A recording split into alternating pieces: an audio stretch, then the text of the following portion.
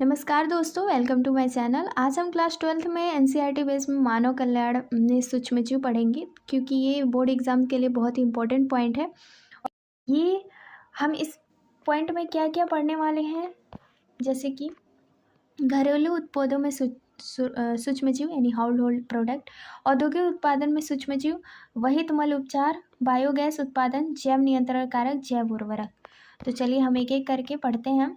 तो हमारा पहला पॉइंट है घरेलू उत्पादों में सूक्ष्मजीव हाउस होल्ड प्रोडक्ट। जैसे दही है, दही क्या है? ये भी वायरस बैक्टीरिया से बनता है ना। लैक्टोबैसिलस एक सूक्ष्मजीव है जिसका लैब यानी लैक्टिक एसिड बैक्टीरिया होता है, जो दूध में वृद्धि करते हैं, दूध को जमाना, कोगुलेट करना प्लस आंशिक पाचन करता है। विटामिन 12 की मात्रा बढ़ती है, पेट के रोगों को रोकने में सहायता भी करता है। चावल यानी दाल और चावल, ब्रेड यानी तो आटा फूलता है, CO2 गैस का उत्पादन। ब्रेड माइक्रोब्स, सैक्रोमाइसीस सेरेवाइसी बेकरसिस्ट में प्रयोग किया जाता है, जैसे टोडी। दक्षिण भारत ताड़ वृक्ष के रस में।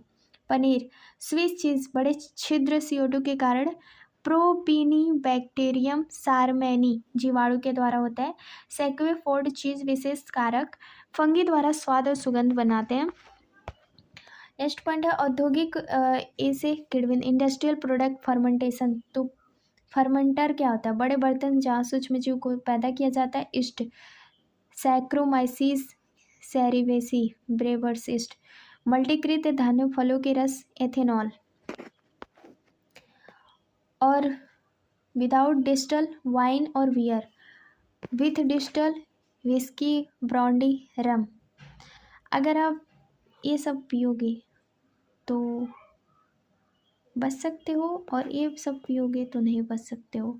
अब आप इस दोनों का डिफरेंस बताओ मुझे, किससे आप बच सकते हो? प्रतिजैविक एंटीबायोटिक, एंटी खिलाफ, बायो जीवन, रोगजनक के संदर्भ में। एंटीबायोटिक पेनिसिलिन पहली बार एलेक्जेंडर फ्लेमिंग ने खोजा था। स्टेफोफाइलोकोकी जीवाणु प्रकार, मोल्ड ने वृद्धि रोकी।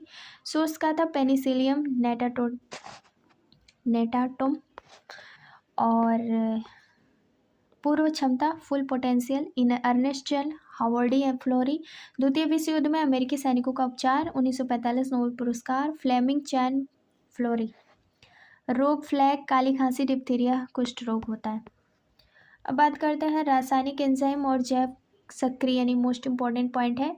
तो हमारा ऑर्गेनिक और एंजाइम की बात करें तो हमारा पहला है aspergillus niger, citric acid, acetobacter aceti से जीवाणु है एक, एसिटिक अम्ल। कोलोस्ट्रोडियम ब्यूटाइलियम जीवाणु है, ब्यूटाइरिक अम्ल। लैक्टोबैसिलस जीवाणु, लैक्टिक अम्ल है। अब एंजाइम की बात करते हैं। लाइपेज, डिटर्जेंट में तैलीय धब्बे हटाने से। पैक्टिनेज और प्रोटीनेज, बोतल बंद फलों के रस को साफ करने से। स्टेप्टोकाइनेसिस, स्टेप्टोकोकस से। और क्लोट ब्लस्टर, रक्त वाहिकाओं में धक्का हटाना होता है। नेक्स्ट हमारा जैव सक्रिय, bio activate molecule, cyclosporin, trichoderma, polysporum अंग प्रत्यारोपण से प्रतिरक्षण रोधक करता है। फिर स्टैटिन, मनास्कस परपरिशस, रक्त कोलेस्ट्रॉल कम करने वाला कारक होता है। नेक्स्ट हमारा वहित मल उपचार, स्वेज ट्रीटमेंट। तो स्वेज मानव मल मूत्र युक्त व्यर्थ जल, अकार्बनिक पदार्थ प्लस रोगाणु। और प्रथम प्राइमरी ट्रीटमेंट में हम फिल्ट्रेशन करेंगे, इफ्लुएंट करेंगे। फिर उसके बाद सेकेंडरी ट्रीटमेंट, प्राइमरी, फिर अवसाद का बनाता है। बायोलॉजिकल ट्रीटमेंट में वायवीय या टैंकी के रूप में अगर यहाँ पे देखें तो बहिस्राव को यांत्रिक रूप से हिलाया जाता है और एयर दी जाती है। फ्लॉक का निर्माण किया जाता है, जीवाणु प्लस कवकीय तंतु। कार्य क्या होता है? सूक्ष्मजीव कार्बनिक पदार्थों को खाते हैं, बीओडी में बीओडी कम होती है। बीओडी यानी बायोकेमिकल ऑक्सीजन डिमांड, इसका फुल फॉर्म है। 1 लीटर पानी में कार्बनिक पदार्थ को ऑक्सीकृत करने के लिए आवश्यक ऑक्सीजन होता है। More BOD is equal to more pollution.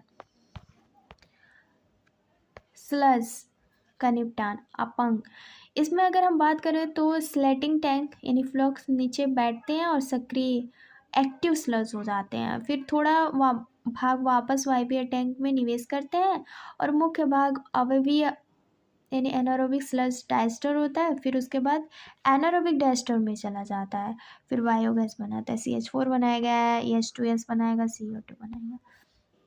नदियाँ बचाने की योजना, गंगा एक्शन प्लान और यमुना एक्शन प्लान। बायोगैस उत्पादन की बात करें तो मैथोजन जैसे मैथेनोबैक्टीरियम प्राकृतिक एनारोबिक स्थान पशु के रूमेन सेलुलोज पाचन होता है। बायोगैस मीथेन CH4 मुख्य CO2 H2O उपयोग खाना पकाना, प्रकाश, लाइटिंग, बची हुई स्लरी उत्तम उर्वरक का होता है। भारत में विकास IARI और KVIC द्वारा। जैव नियंत्रण कारक यानी बायो कंट्रोल एजेंट रसायनों का विकल्प, शिकार परवच्छी संबंध, लेडी बर्ड नियंत्रण, एफिडस, ड्रैगन फ्लाई, मस्कीटो, बैसिलस यूथेरिजिएसिस यानी बीटी का प्रयोग सूखे जीवाणु स्पोर पानी में मिलाकर छिड़काव, तितली के कैटरपिलर यानी बटरफ्लाई और क्रियाविधि के लार्वा की आंत यानी गट में टॉक्सिन निकाला जाता है, मृत हो जाता है। आधुनिक यानी बीटी कॉटन आनुवंशिक इंजीनियरिंग है। जैव नियंत्रण कवक और वायरस, ट्राइकोडर्मा मुक्त जीवित कवक फ्री लिविंग फंगी है, जड़ इसके स्थान जड़ मूल पारिस्थितिक तंत्र और कार्य पादप रोगजनकों का प्रभावी नियंत्रण। बैक्यूलोवायरस जीनस न्यूक्लियो पॉलीड्रोवायरस, टारगेट क्या था, कीट और आर्थ्रोपोड्स पे। विशेषता प्रजाति विशेष, स्पीसीज स्पेसिफिक और सरकरा स्पेक्ट्रम। लाभ पौधे, पक्षियों और मछलियों को कोई नुकसान नहीं। उपयोग IPM integrate post management. Next है जैव उर्वरक, बायो फर्टिलाइजर, मृदा की पोषक गुणवत्ता बढ़ाने वाले जीव। दो प्रकार के, एक होता बैक्टीरिया सहजीवी सिम्बायोटिक, राइजोबियम ल्यूगियम पादपों की जड़ों में वायुमंडलीय N2 स्थिरीकरण होता है। मुक्त जीवी फ्री लिविंग राजोस्पाइरलम एजोटोबैक्टर। कवक क्या है, माइकोराइजा जीनस ग्लोबस, संबंध कवक प्लस पादप सिम्बायोटिक होता है। ये भी मृदा में फास्फोरस और सोरेस कर पौधों को देता है। अन्य लाभ सूखा और लवणता से सॉलिनिटी से बचाव करता है। मृदा में नाइट्रोजन बढ़ाता है। बैक्टीरिया है साइनोबैक्टीरिया नीलहरी सवाल होता है। सोपोसी, एनाबीना, नॉस्टॉक, ऑसिलटोरिया, ये तीनों साइनोबैक्टीरिया के अंतर्गत आते हैं। कार्य वायुमंडलीय नाइट्रोजन को स्थिर करना। महत्व धान के खेतों में मुख्य जैव उर्वरक। लाभ मृदा में कार्बनिक पदार्थ बढ़ते और रासायनिक उर्वरता निर्भरता कम। अब बात हम करते हैं लास्ट वेब में, lactobacillus curd, vitamin B12, cerevisiae, salmonella, bread ethanol,